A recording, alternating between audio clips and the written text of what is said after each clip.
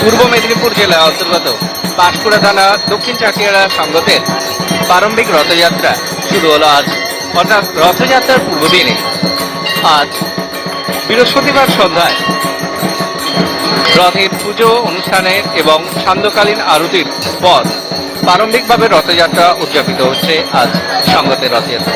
এই দিন ভিড় ছিল চোখে পড়ার মতো, সঙ্গে এলাকার মানুষজন এবং পার্শ্ববর্তী এলাকার মানুষজনের সাড়া পাওয়া গেছে যথেষ্টই। পাঁশকুড়া থেকে দেবকান্ত মিশ্র রিপোর্ট, আপডেট পাঁশকুড়ার জন্য।